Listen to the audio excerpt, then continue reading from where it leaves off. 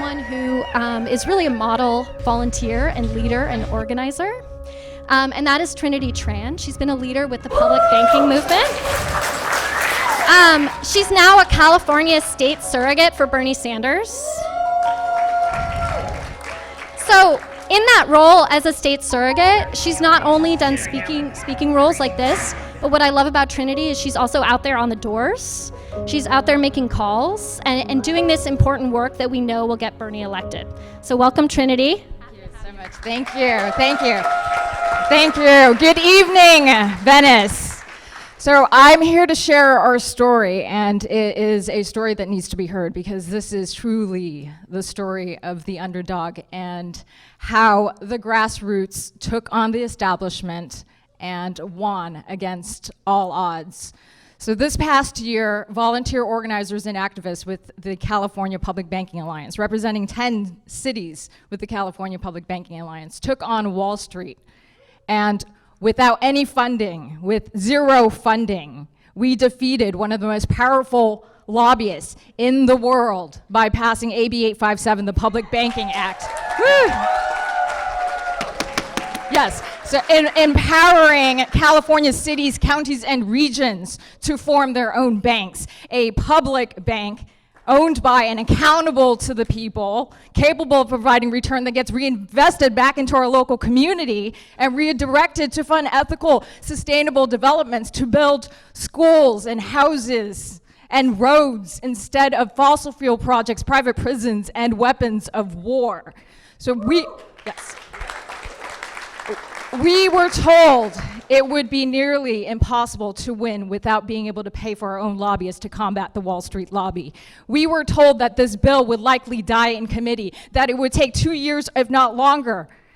We knew it was an uphill battle, and still we fought, because taking our power out of the hands of the private mega banks and putting it into the hands of the people is a crucial and necessary step forward for social, economic, and environmental justice. We fought because it was a fight worth fighting.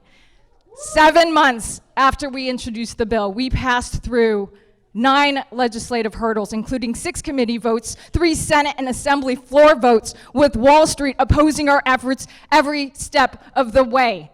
And just a few months ago in October, Governor Gavin Newsom signed our bill into law, legalizing public banking in California for the very first time in history. We won by out-organizing the banks. And what we proved is that even without funding, even with minimal resources, against a corporate machine, people power can triumph. What we proved is that victory isn't about how much money you have. Victory is about how resourceful and strategic you are in your approach. Victory is about how effective you are at being able to mobilize people into a political force. And most importantly, victory is about how hard you are willing to fight to win.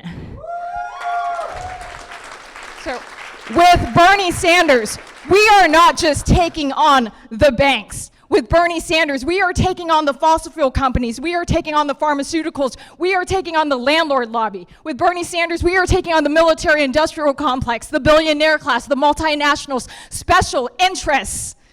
No presidential candidate has been more consistent in standing up to protect and defend and expand the rights of the working class and people of color like Bernie Sanders has. This was also the first yes. This was also the first campaign to unionize its staffers, which is a real testament to his pro-worker politics. And there is one rallying cry from Bernie, which I think resonates across the board, and that is, are you willing to fight for someone who you don't know? And I believe every single person in this room is here today because the answer to the question is a resounding yes.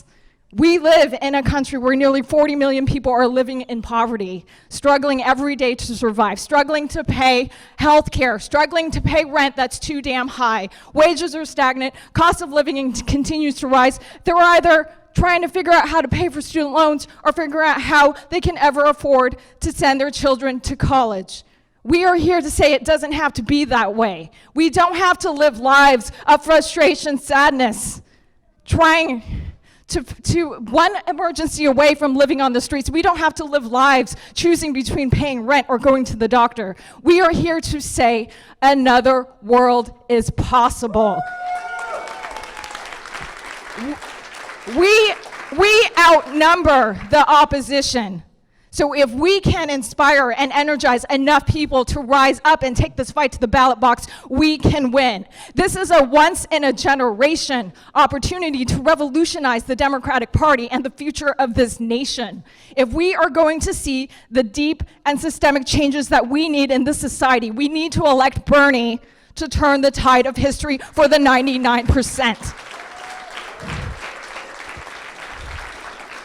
We need to enact policies that will fundamentally transform every aspect of society. We need to be able to evolve politics and economics so that it works for the many and not the small handful of powerful elite. We need a class swing so that we can transform the society to create a democracy that is truly representative of the multiracial working class. We need to elect Bernie because we need change now, not 4 years from now, not 8 or 16 years from now, but now. We need change at quantum speed because our lives and the future of our planet depends on our ability to elect a leader and an organizer-in-chief who can lead us towards the future that we deserve while emboldening and empowering grassroots, community-led solutions. This isn't just a presidential campaign. This is a fight for our future.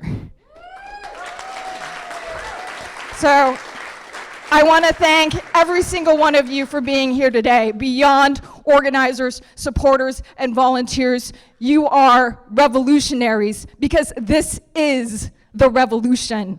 And we are going to fight like history has never seen before to get Bernie Sanders elected. Thank you.